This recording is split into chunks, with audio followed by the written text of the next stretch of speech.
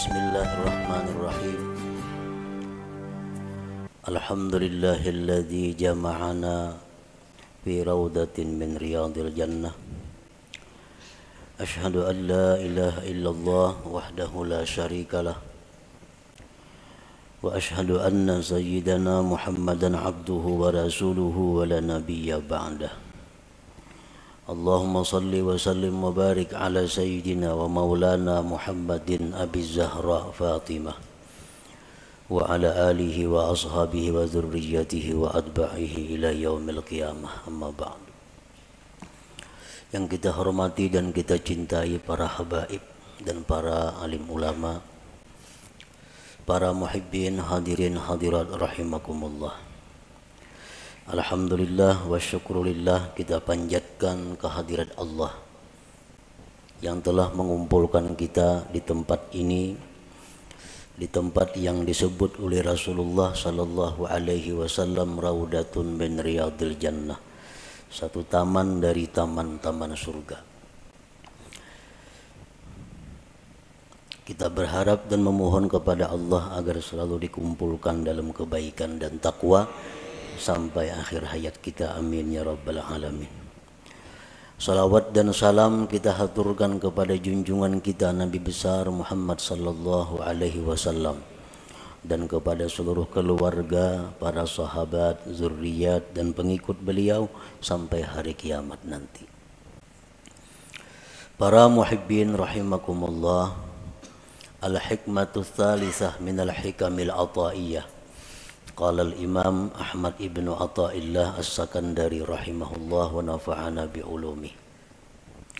Hikmah yang ketiga daripada al-hikam al-ataiyah.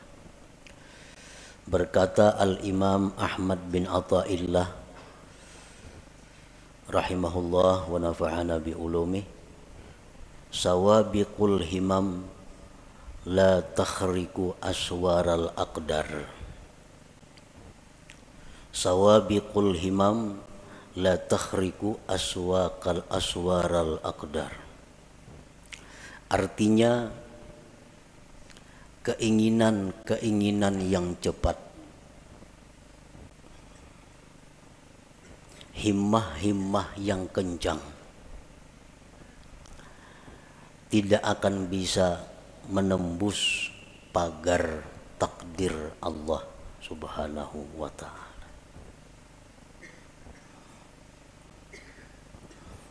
Bagaimanapun keinginan kita, kuat dan kencangnya itu keinginan kita, kada akan bisa merubik atau menembus pagar-pagar takdir Allah Subhanahu wa ta'ala. Para muhibbin rahimakumullah, sawabiqul himam itu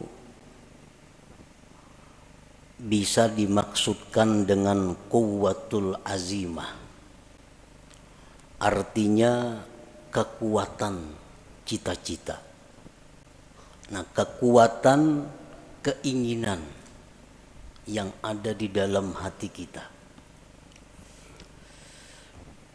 Kita ada mempunyai cita-cita, ada mempunyai keinginan. Keinginan kita itu ada lemah, ada kuat. Kalaunya lemah keinginan kita, habis hanya sampai keinginan itu. Kada tapi hendak juga. Hendak aja cuma kada tapi hendak. Nah, itu ngarannya keinginannya lemah. Nah, keinginan yang kuat disebut dengan quwwatul azimah. Keinginan yang kuat. Keinginan yang kuat dalam diri kita itu menimbulkan beberapa perkara. Satu, al-kasbu, usaha. Nah, kita kapingin benar, hendak benar lawan sesuatu. Hendak benar kita jadi orang sugih. Hendak benar jadi orang alim. Hendak benar jadi orang saleh. Lalu dari keinginan kehendak yang kuat itu timbullah usaha. Nah, timbul usaha. Bagi yang hendak sugih lalu inya bahimat usaha mencari rezeki. Bagi yang keinginan kuat hendak jadi orang alim, usaha bahimat mengaji ke situ kamari memperbanyak ilmu. Bagi orang yang punya keinginan kuat hendak jadi orang salih, macam-macam amalan diamalkannya. Quran, tahajud, salawat, macam-macam supaya jadi orang salih. Nah, itu ngarannya adalah usaha yang timbul dari keinginan yang kuat.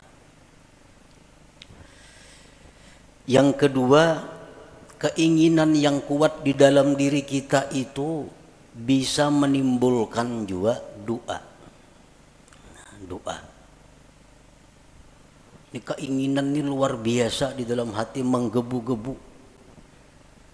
Akhirnya berdoa lawan Tuhan. Ya Allah, hamba hendak jadi kainina. Hamba hendak jadi orang ini nah. Hamba hendak jadi itu nah. Kenapa maka berdoa itu inya? Karena kada tahan lagi menyandang keinginan di dalam dadanya. Kada tahan lagi menyandang sampai meminta lawan Allah. Lalunya berdoa. Nah, yang ketiga, dari keinginan yang kuat itu timbul sesuatu yang disebut ngarannya tawajjuh. Nah, tawajjuh. Tawajjuh ini apabila dari orang salih ngarannya karamat, bila dari orang fasik ngarannya istidraj. Orang bahari batu. Nah, ini batu. Cuma karena keinginan yang kuat di dalam hatinya, batu itu ditawajuhkannya menjadi emas, jadi emas batu itu. Jadi emas. Duit, daun itu diambilnya. Keinginannya yang kuat dalam hati supaya daun ini jadi duit, lalu tawajuhnya luar biasa kepada itu, daun dibuka jadi duit. Amun ini orang salih ngarannya karamat, orang wali ini. Amun itu orang-orang fasik ngarannya istidraj, lanjuran. Orang dahulu mengambil handayang. Nah, handayang beteng ponyur. Lalu ditawajuhnya jadi buhaya. Jadi buhaya.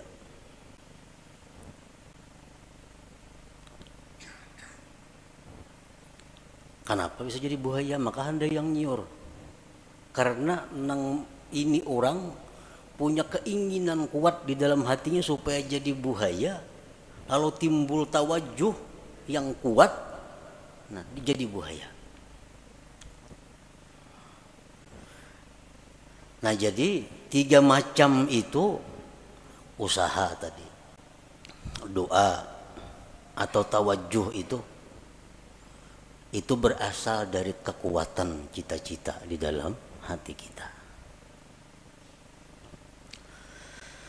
Nah, kekuatan cita-cita di dalam hati kita yang menimbulkan usaha atau menimbulkan doa atau menimbulkan tawajuh tadi. La yahsulu kullun minha idza aradal aqdar. Semuanya itu kada akan berhasil apabila berlawanan dengan takdir Allah.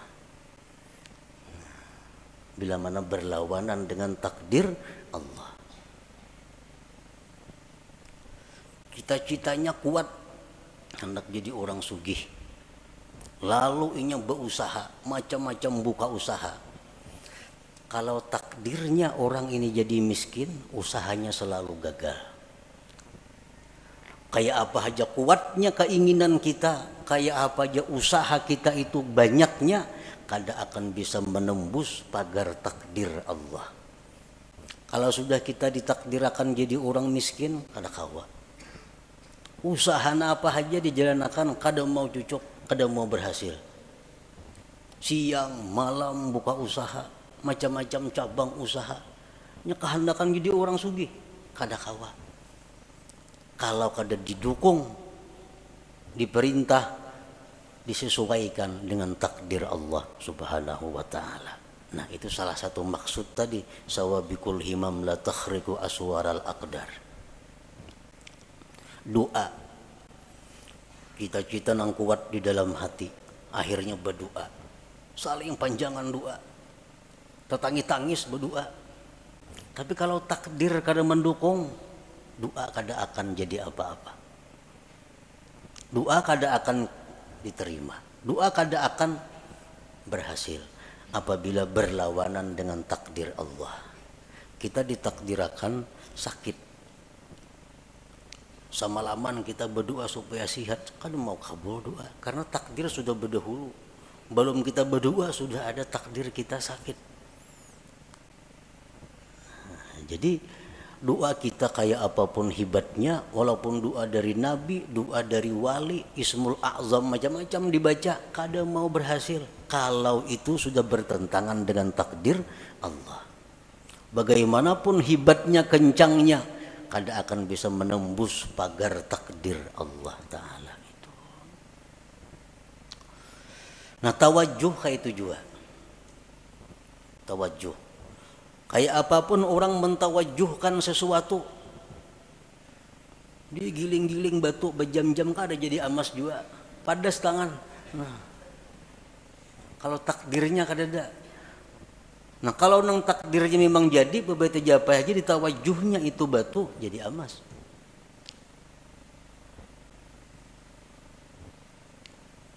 Jadi usaha, doa, tawajuh, la yahsulu kullun minha, tidaklah berhasil seluruhnya itu idza aradal aqdar, bila bertentangan dengan takdir Allah Subhanahu wa taala. Kenapa usaha, doa, tawajuh tadi kada berhasil bila berlawanan dengan takdir? Li'annaha min jumlatil asbab. Karena itu usaha, doa, tawajuh itu termasuk bagian daripada asbab itu. Bagian dari sebab. Wal asbab la tu'athir, asbab itu kada memberi bekas. Nah, asbab memang kada memberi bekas. Doa misal, kita berdoa kabul, pandirannya bana aja kabul tuh, kisahnya kabul. Padahal memang takdir Tuhan. Memang takdir Tuhan. Kalau asbab itu kada memberi bekas napa-napa. Doa kah, usaha kah, tawajuh kah, ngarannya gin sebab. Dan sebab itu kada memberi bekas. Pas berdoa aja kabul, kadanya doanya takdir sudah berdahulu bertunggu. Takdir sudah berdahulu menunggui. Kalau kisahnya doa nang kabul, padahal kada. Doa itu bagian dari sebab. Wal asbab la tu'athiru, sebab itu kada memberi bekas.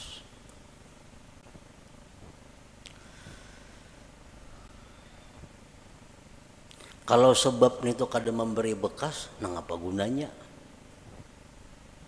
Sebab tuh kada memberi bekas, nang apa gunanya? Nah, dari satu sisi atau beberapa sisi, sebab itu bisa dicontohkan dengan khadam. Khadam. As-sabab khadamul aqdar. Sebab itu adalah merupakan pembantu takdir. Sebab itu pembantunya takdir. Nangaran pembantu apa kekuatannya ada? Pembantu musibati lambung, mun patuarannya kada mengijinakan kada kawa. Pembantu kada daya. Berangkat, bulik, angkat ini, angkat, turunakan ini, turun. Pembantu. Nah, as-sabab itu khadamul aqdar. Khadamnya takdir. Dan nangaran khadam ini diupah. Bila baik diganjar pahala, bila jahat diganjar dosa. Nah, jadi itulah adanya sebab ini hanya untuk menimbulkan ganjaran. Kalau mempengaruhi sebab kada ada sama sekali. Kada ada mempengaruhi apa-apa. Cuma hanya maulah upah, maulah ganjaran.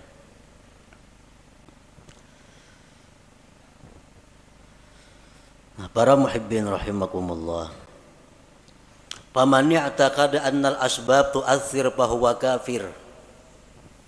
Siapa yang mengiktikadkan dalam hatinya bahwa asbab itu memberi bekas, maka dia kafir. Mengiktikadkan di dalam hati artinya meyakini bahwa sebab itu memberi bekas, maka dia kafir. Mbahku doakannya lo gila aja. Kehati-hatinya kah itu, makanya doa aku lo gila. Kayak doa itu menggilaakan inya sampai ke dalam hati inya meyakini bahwa gara-gara doa inya jadi gila. Nah, ini kafir. Karena menganggap doa itu memberi bekas, padahal doa bagian daripada sebab.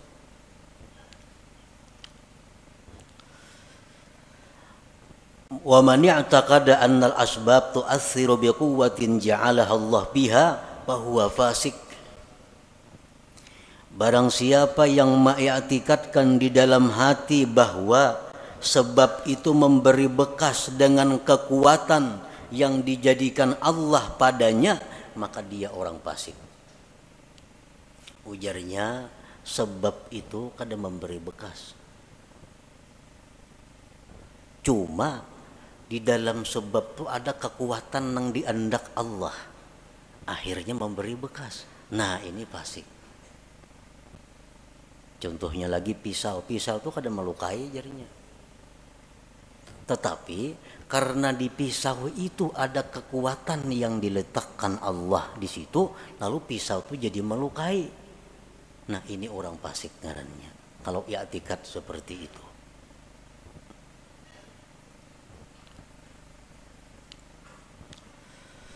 Wa man i'taqada annal asbab la tu'assiru wal mu'assiru huwallahu wahdah lakin mata wujidatil musabbabat fahuwa jahil. Dan siapa yang mengiktikadkan bahwa sebab itu tidak memberi bekas, yang memberi bekas itu hanyalah Allah semata. Tetapi apabila ada sebab maka ada musabbab, maka itu orang namanya jahil. Orang ngarannya jahil. Ujarnya, sebab itu kada memberi bekas. Nang memberi bekas itu Allah wahdah, Allah semata.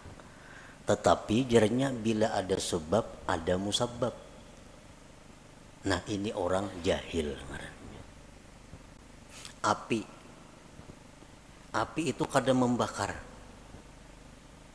Nang membakar itu jarnya adalah Allah. Kalau api itu kada memberi bekas, yang memberi bekas itu Allah. Tetapi jadi bila tagatuk api pasti luyuh. Nah, itu orang jahil ngarannya. Ini orang jahil. Banyaknya orang yang dibakar api kada luyuh. Nabi Ibrahim contohnya. Karena api dalam api kada sing luyuhan, kedinginan lagi sidin.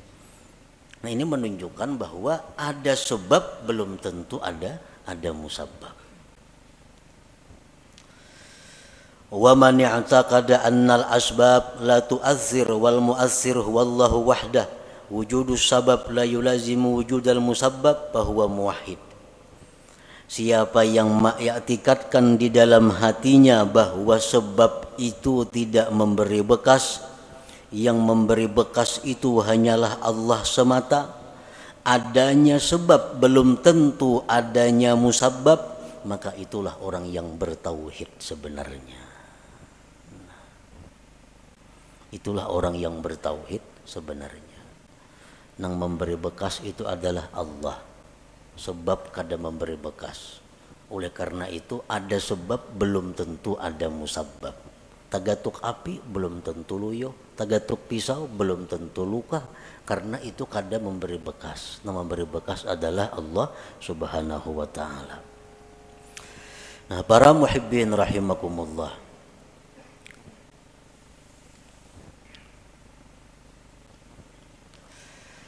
Jadi termasuk di antara sebab tadi adalah al-kasbu, usaha. Usaha itu sebab. Yang kedua doa, doa itu sebab.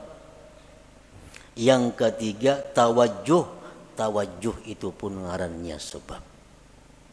Oleh karena itu banyak usaha kita nang kada berhasil, banyak doa kita nang kada terwujud, banyak tawajjuh orang-orang nang gagal. Kenapa? Karena bertentangan, kada didukung oleh takdir Allah Subhanahu wa ta'ala. Nah, di dalam masalah usaha tadi, manusia terbagi 4 golongan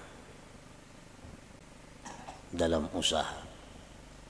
Yang pertama, mayyarar rizqa minallahi ta'ala wa minal kasbi.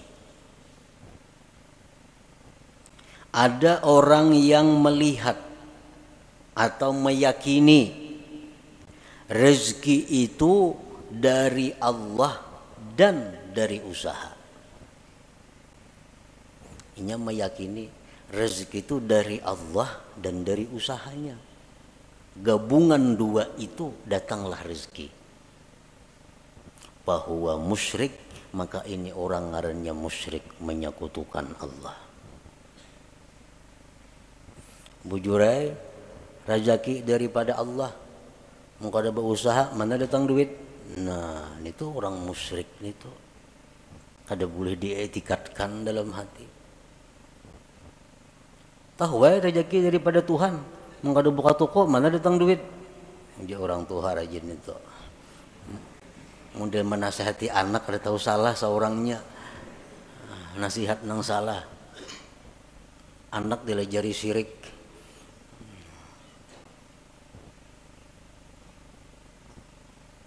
Mayyara rizqa minallah ta'ala wa minal kasbi fahuwa musyrik. Yang kedua, mayyara rizqa minallahi ta'ala wa la yadri ayyu'tihi amla fahuwa syakkun munafik. Orang yang melihat atau meyakini rezeki dari Allah, dia sudah tahu rezeki dari Allah, kada daripada yang lain. Rezeki dari Allah. Cuma inya kada tahu, aku ini diberi Tuhan kah kada kah?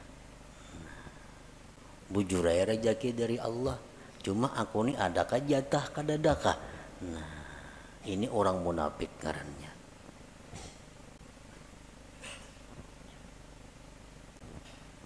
Yang ketiga, mayyara rizqa minallah wa la yuaddi haqqah aw ya'sillah li ajlil kasbi fahuwa fasik. Orang yang mengetikatkan bahwa rezeki itu semata-mata daripada Allah, tetapi dia kadang menunaikan hak hartanya, atau dia maksiat kepada Allah karena menjalankan usahanya, bahwa fasik, maka ini orang fasik ngarannya. Bujur ya, hatinya bulat, rezeki dari Allah bukan dari yang lain-lain, tapi usahanya ramak-rampuk, haram ia jua, nang halal mau jua, usahanya berdusta mau jua, zakat memotong mau jua. Nah, ini orang fasik ngarannya. Yang keempat, mayyara rizqa minallah wahdah wa akhraja haqqahu wa la ya'sillah li ajlil kasbi fahuwa mu'minun mukhlis. Orang yang mengetikatkan bahwa rizki dari Allah semata dan dia mengeluarkan haknya dan dia tidak maksiat kepada Allah karena usahanya, maka itulah orang mukmin yang mukhlis, yang murni ngarannya.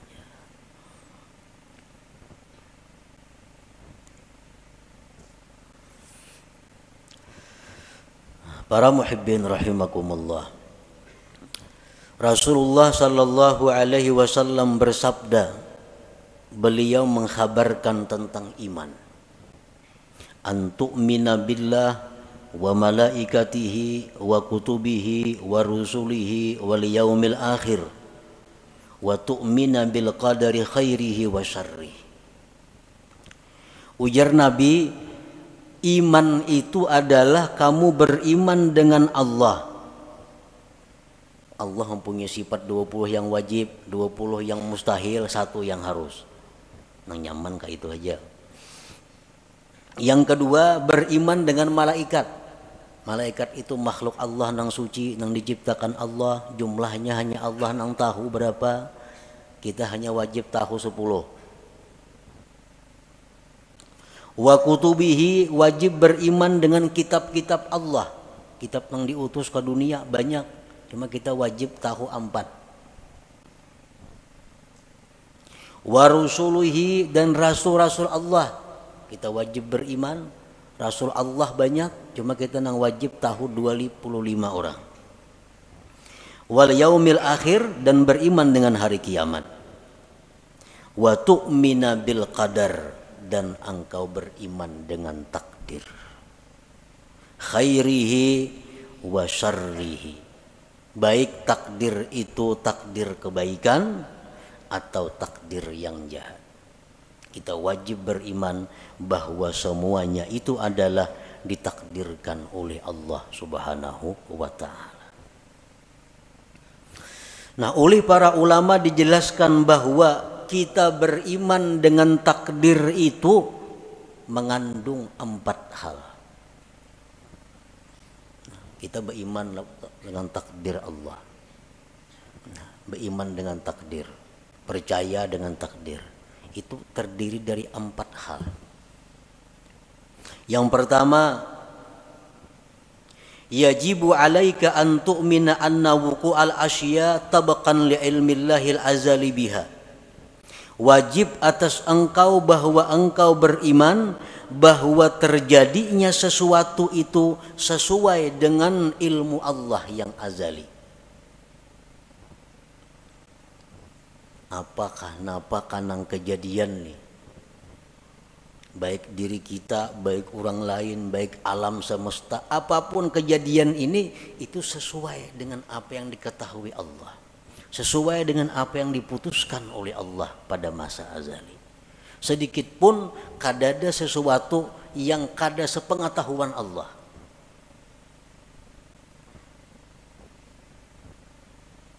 Wajib engkau beriman bahwa terjadinya sesuatu itu sesuai dengan ilmunya Allah. Nah, yang kedua, yajibu alaika an tu'mina annahu ta'ala khalaqa af'alal ibad kullaha min khairin wa syarrin wa iman wa kufrin. Wajib atas engkau beriman bahwa Allah Ta'ala itulah yang menciptakan perbuatan hamba seluruhnya, baik jahat, iman dan kafir. Iman, kafir, baik, jahat, itu semuanya adalah ciptaan Allah. Nah, kita wajib di dalam hati mengetikatkan itu. Innallaha khalaqal khaira wasyarr, Allah menciptakan kebaikan dan kejahatan. Tuba liman khuliqa lil khair, untung orang yang diciptakan Allah untuk kebaikan. Allah ada maulah surga, Allah ada maulah neraka. Kedua-duanya ulahan Tuhan. Allah menciptakan manusia, ada yang diciptanya untuk menghuni surga, ada yang dicipta untuk menghuni neraka. Ujar Nabi, tuba liman khuliqa lil khair, beruntung orang yang diciptakan untuk kebaikan. Sembahyang mudah, beribadat mudah, menuntut ilmu lancar, nang haram-haram mudah menjauhi. Ini tuba, beruntung orang seperti ini, karena diciptakan Tuhan untuk kebaikan. Yang ketiga, yajibu alaika an tu'mina, wajib engkau beriman annama qaddarahullah fi azalihi la budda min wuqu'ihi wa ma la yuqaddiruhu yastahilu wuqu'uhu. Wajib engkau beriman bahwa sesuatu yang ditakdirkan Allah itu pasti terjadi. dan yang tidak ditakdirkan Allah mustahil terjadi. Itu yang ketiga, yang wajib kita percayai, kita i'tikadkan di dalam hati kita, bahwa apa yang ditakdirkan Allah itu pasti terjadi. Apa yang ditakdirkan Allah itu ampun kita. Apa yang ditakdirkan Allah itu jatah kita. Mau kada mau pasti mendatangi kita. Mun kita kada hendak mendatangi, inyan datangi. Inyan datangi. Ada orang fakir datang kepada Rasulullah sallallahu alaihi wasallam. Diberi Nabi kurma. Nah kurma jenabi ini ampun ikam. Kurma ini jenabi. Jaka ikam kata datang jenabi, kurmanya datangi ikam ke rumah. Jaka ikam jenabi kata datang ke sini, kurmanya datang ke rumah ikam. Karena ini ampun ikam kurma ini. Sesuatu yang ditakdirkan Tuhan itu bukan ampun kita. Nangapa? Karena bukan ampun kita, jatah kita mustahil jadi milik kita. Mustahil jadi milik kita. Mesti beambung kita hendak minta, kada kawa. Amun itu kada ampun kita. Iya nang tadi kita berusaha, kita berdoa, amun nang diminta ini kada ampun kita kayak apa? Permintaan ampun kita belum minta diberi Tuhan. Nang sulit ini kita minta nang kada ampun kita, lalu kada kabul doa itu.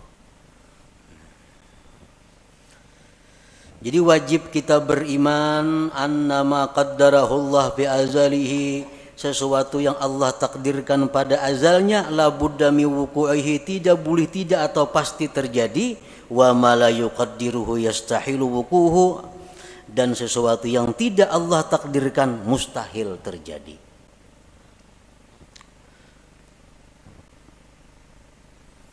Rasulullah SAW menasihati kita, khususnya sidin menasihati orang-orang yang tamak, orang-orang yang di dalam hatinya menggebu-gebu mengepung dunia. Ujar Nabi, ajmilu fit talab. Ujar Nabi, ajmilu fit talab artinya apa? Elok-eloklah mencari rezeki itu. Baik-baik mencari rezeki itu. Kenapa sebabnya?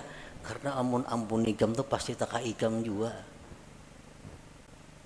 Amun tuh memang ampun ikam, taka ikam juga datangnya. Amunnya kada betah dapat.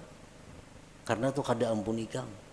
Nah, jadi bercari bujur-bujur nang halal, aturan Allah ka ini, aturan agama, turuti itu. Nah, turuti itu. Karena kalau itu memang ampun ikam, pasti sampai kepada engkau. Doa Sayyidina Ali karramallahu wajhah, Allahumma srif qalbi amma sarabtahu anni. Ini doa yang sangat pendek tetapi mantap. Allahumma srif qalbi amma sarabtahu anni. Artinya apa? Ya Allah, palingkan hatiku. Jangan menulis artinya.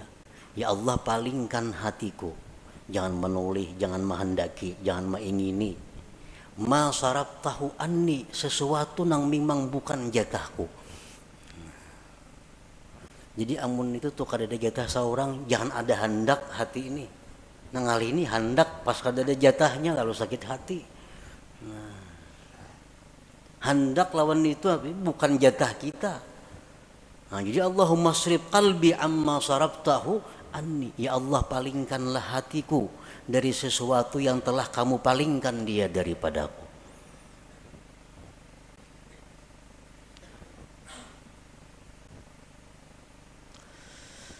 Nah, yang keempat, kewajiban kita terhadap iman tadi, yajibu alaika ridha bima qaddarahullah wa muqabalatuhu bima huwa matlub. Wajib atas engkau ridha dengan yang ditakdirkan Allah dan membetulinya, menyikapinya dengan sesuatu yang dituntut. Karena kita setiap hari ini selalu dihujani oleh takdir. Kada henti-hentinya. Sedetik pun kada lepas daripada takdir. Dan takdir yang kita terima dari Allah ini kada lepas daripada empat macam. Yang pertama nikmat. Adalah kita nang lepas daripada nikmat hari-hari. Orang dalam penjara itu ada nikmatnya. Nikmat. Yang kedua, bala. Setiap hari kita pasti menerima bala. Yang ketiga, taat. Taat kepada Allah. Yang keempat, maksiat. Nah, ini takdir Allah yang selalu datang kepada kita. Kita ditakdirkan dapat nikmat, ditakdirkan dapat bala, ditakdirkan kawa melakukan taat, ditakdirkan melakukan maksiat. Nah, kita wajib ridha dan menyikapinya dengan sesuatu yang dituntut. Kita hari ini dapat nikmat dari Allah.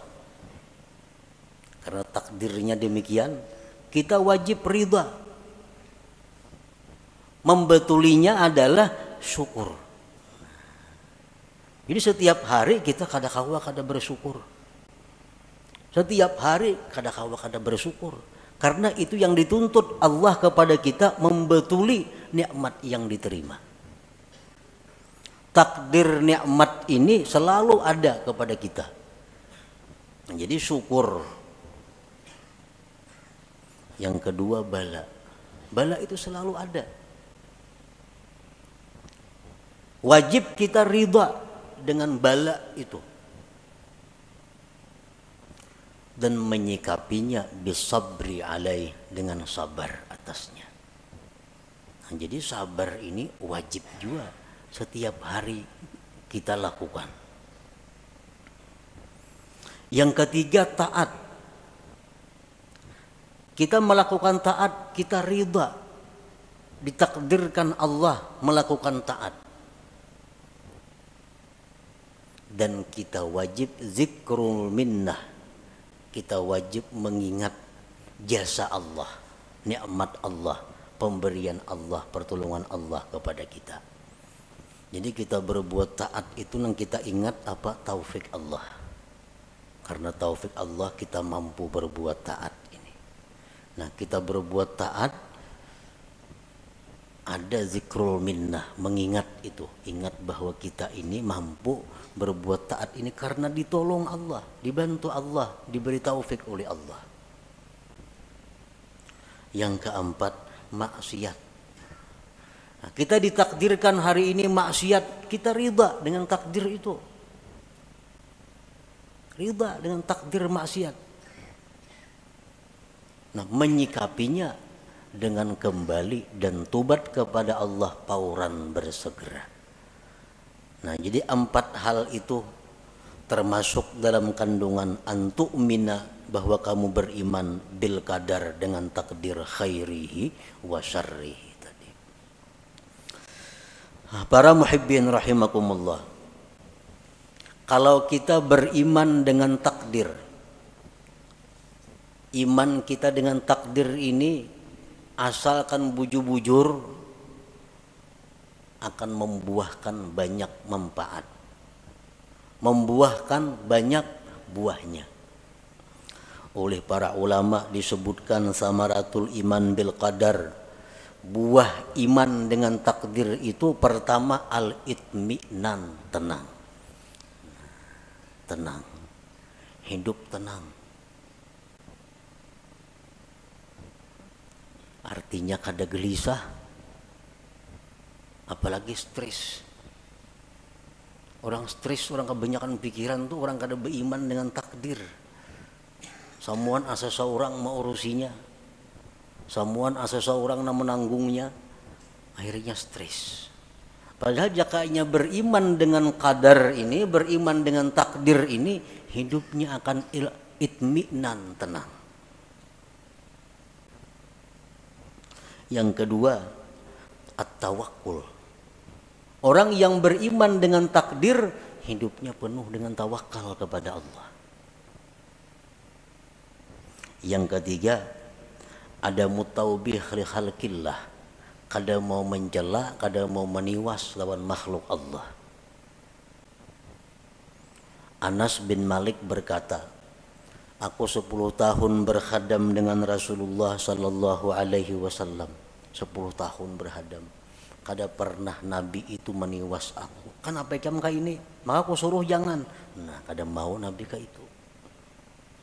Kada pernah Nabi berkata, kan apa jam kayak itu? Maka aku tangati. Nah,